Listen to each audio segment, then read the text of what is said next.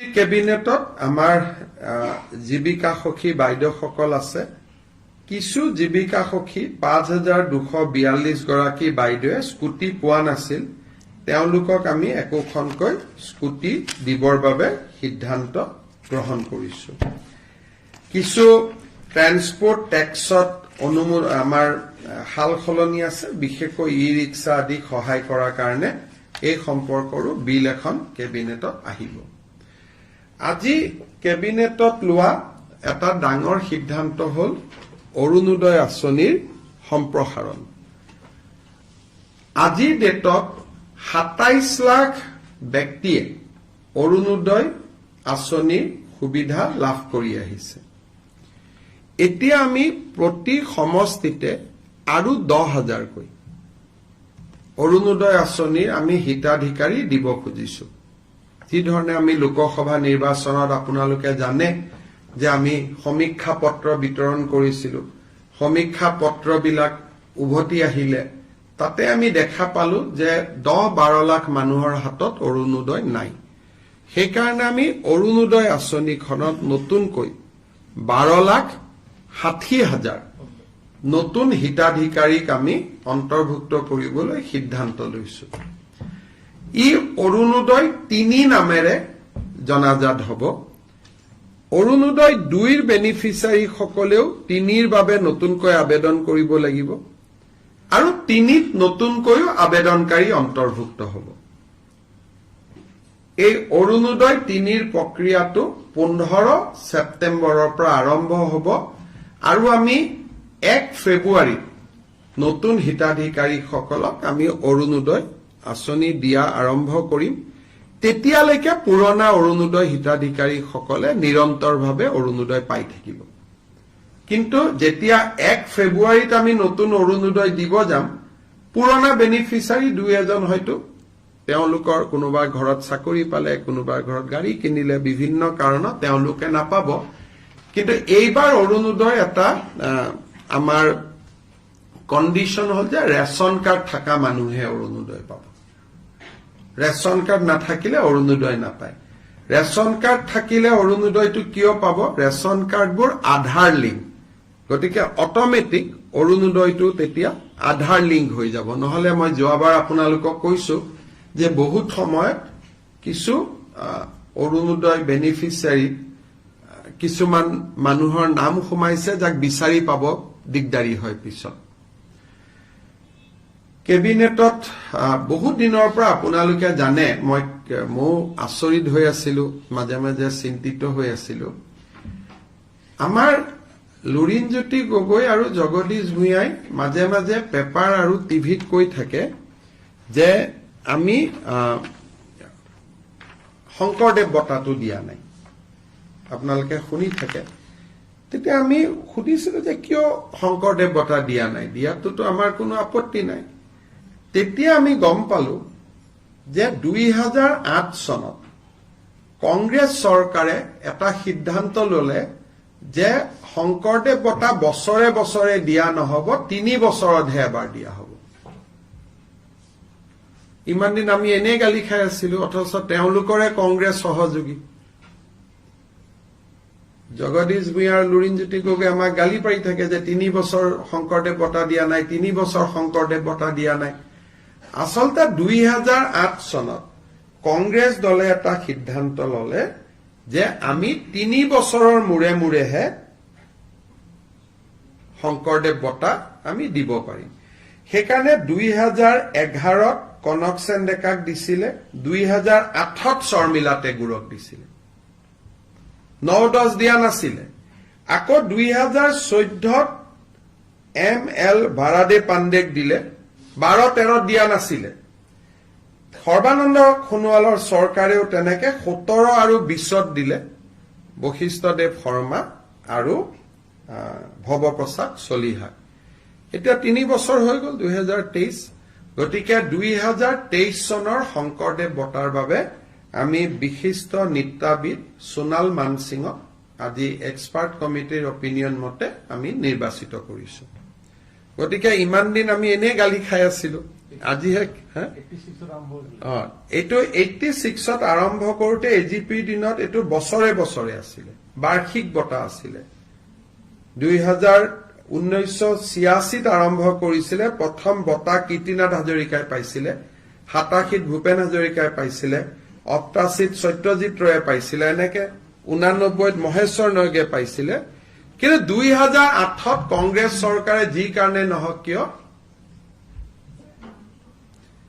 সোণাল মানসিং জানে, তেওঁ পদ্মশ্ৰী হয়, ৰাজ্যসভাৰ সোণাল মানসিং, পদ্ম বিভূষণ হয় তেখেত সোণাল মানসিং।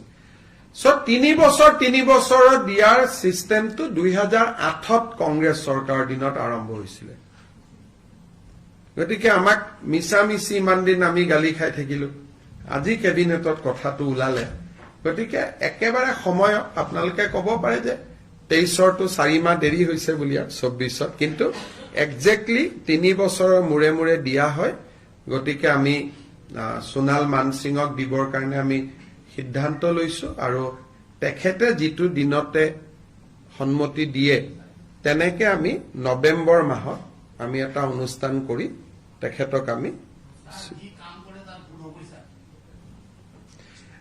আমি শংকৰদেৱ বঁটা দিবৰ কাৰণে সিদ্ধান্ত লৈছো।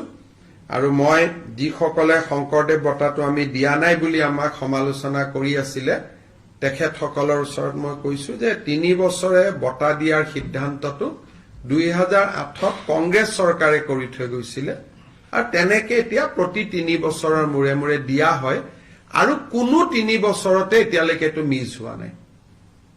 মই চেক কৰিলো ৰেকৰ্ড, 8তো দিছিলে, 11তো দিছিলে, 14তো দিছিলে, 17তো দিছিলে, 20তো দিছিলে, অৰ্থাৎ কভিডৰ সময়তো এইটো বন্ধ হোৱা নাছিলে।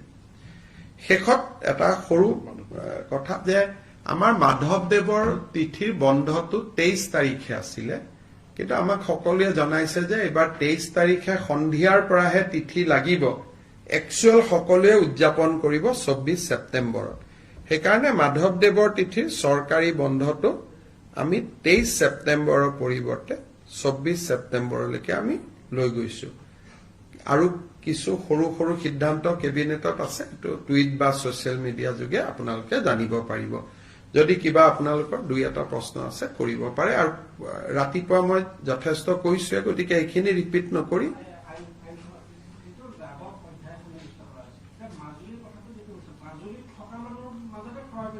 মাজুলীত থকা মানুহৰ মাজত ক্ৰয় বিক্ৰয় হব, আৰু আজি থাকিলে নহব, 3টা প্ৰজন্মৰ পৰা থাকিব লাগিব। বৰপেটাৰ ক্ষেত্ৰতো 3টা প্ৰজন্ম, কিন্তু বৰপেটাত ৰেডিয়াছটো হল 5 কিলোমিটাৰ, বৰপেটা সত্ৰৰ পৰা 5 কিলোমিটাৰ। কিন্তু মাজুলীত যিহেতু বহুত সত্ৰ সিঁচৰিত হৈ আছে, সেইকাৰণে আমি গোটেই মাজুলীখনক প্ৰটেক্টেড এৰিয়া কৰিছো।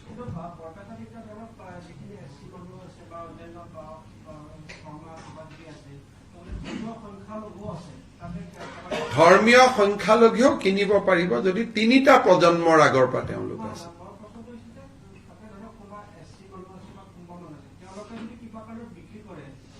তেওঁলোকৰ মানুহে কিনিব লাগিব, বিক্ৰী কৰিব নোৱাৰিব। এতিয়া 3টা প্ৰজন্ম থকা মানুহকহে বিক্ৰী কৰিব লাগিব, তেতিয়া পাৰিব। কিন্তু আমি জানাত 3টা প্ৰজন্ম তাতে থকা মুছলিম সম্প্ৰদায় নাই। 51 চনত তাত কোনো মুছলিম সম্প্ৰদায়ৰ মানুহ নাছিলে। আমি হিচাপ কৰি লৈছো, 3টা প্ৰজন্ম মানে 1951 হ'ব, আৰু বিপ্লৱ শৰ্মা কমিটিৰো ৰিপৰ্ট 1951। গতিকে 3টা প্ৰজন্ম মানে 75 বছৰ, 75 বছৰ মানে 1951, আৰু 1951ত তাত এজনো ধৰ্মীয় সংখ্যালঘু নাছিলে, বটদ্ৰৱাটো নাছিল। সেইটো হল ধৰক উত্তৰ গুৱাহাটীত এখন ট্ৰাইবেল ভিলেজ আছে, আৰু পীযুষ হাজৰিকাৰ গাঁওখনে কলো, এইটো চিডিউল কাষ্ট গাঁও, কিন্তু ট্ৰাইবেল বেল্ট এণ্ড ব্লক নহয়। এতিয়া সেইটো আমি ট্ৰাইবেল বেল্ট এণ্ড ব্লক কৰি দিম এজ পাৰ চেপ্টাৰ 10, যিটো মাইক্ৰ ট্ৰাইবেল। আগতে চেপ্টাৰ 10ত আছিল ট্ৰাইবেল বেল্ট ব্লক, এটা ডাঙৰ এৰিয়া। তাত অলপ আমি সংশোধন আনিলো, আনি সৰু সৰু গাঁওকো আমি tribal belt and block declare কৰাৰ অধিকাৰ আনিলো। আগতে গোটেই অসমত 12টা ট্ৰাইবেল বেল্ট এণ্ড ব্লক আছিলে, মাৰ্ঘেৰিটা ট্ৰাইবেল বেল্ট, বহুত ডাঙৰ জেগা। সেইখিনি কণ্টিনিউ কৰিব, তাত আমি কোনো বাধা দিয়া নাই, এইটো যেনেকে আছে তেনেকে থাকিব। কিন্তু উত্তৰ গুৱাহাটীত ৰধলা বুলি এখন বড়ো সমাজৰ গাঁও আছে, এতিয়া তাত ইণ্ডাষ্ট্ৰিয়েলাইজেশ্যন হৈছে, ট্ৰাইবেল বেল্ট এণ্ড ব্লক নহয়, গতিকে বড়ো মানুহখিনিৰ মাটিটো লাহে লাহে যাব আৰম্ভ হৈছে। গতিকে সেই গাঁওখন এতিয়া ট্ৰাইবেল বেল্ট এণ্ড ব্লক হ'ব, সেইটো থাকিবই। সেইটো এটা বেলেগ, কলে উচ্ছেদলৈকে যোৱাটো এটা বেলেগ বস্তু, সেইটো এতিয়া মই কি কৰিব পাৰো কওক, হাজাৰ হাজাৰ মানুহ আছে, সেইটো এটা হাজাৰ হাজাৰ মানুহক উচ্ছেদ কৰাটো এটা আজিৰ দিনত এইটো সম্ভৱ নহয়।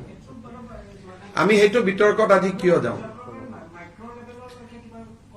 আমি আজি সেইটো কৰাৰ, আপুনি যে মোক প্ৰশ্নটো সুধি আছে, আপোনাকে বেয়া পাব, আমাৰ গোটেই অসমীয়া মানুহবিলাকে আছে ট্ৰাইবেল বেল্ট এণ্ড ব্লকত, ওদালগুৰিত এইবিলাক সমস্যাটো আমাৰো আছেতো, ট্ৰাইবেল বেল্ট এণ্ড ব্লকক ইউজিদা নহয়, আমাৰ শৰ্মা কলিতা মানুহে আছে। এই প্ৰশ্নটো যদি মই আলোচনাও কৰো, BTCৰ ইলেকশ্যনত এটা ইছ্যু হৈ যাব। গতিকে আপুনি নিকাচিত যাওক, নিকাচি এখন ট্ৰাইবেল বেল্ট এণ্ড ব্লক, আৰু নিকাচিত মহেন্দ্ৰ মোহন চৌধুৰীয়ে গোটেই অসমীয়া মানুহবিলাকক তাতে বহাই থৈ আহিছে। গতিকে এইটো প্ৰশ্ন যদি মই এটা আলোচনা কৰো আৰু টিভিত যদি মানুহে শুনে, লগে লগে ৰাতিয়ে তাতে হুলস্থুল আৰম্ভ হৈ যাব।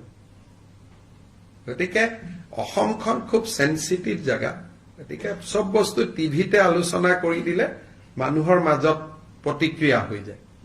সেইকাৰণে আমি মাইক্ৰ' ট্ৰাইবেল বেল্ট ব্লকৰ ওপৰত মোক আজি প্ৰশ্ন সোধক, ট্ৰাইবেল বেল্ট এণ্ড ব্লকৰ ওপৰত প্ৰশ্নটো বেলেগ এদিন সুধিব। Mr. Chief Minister, as you have said, this new bill which will be brought in the assembly as far as Muslim marriage and registration is concerned, what is the name of the bill that has been? The bill is the Assam Compulsory Registration of Muslim Marriage and Divorce Bill 2024.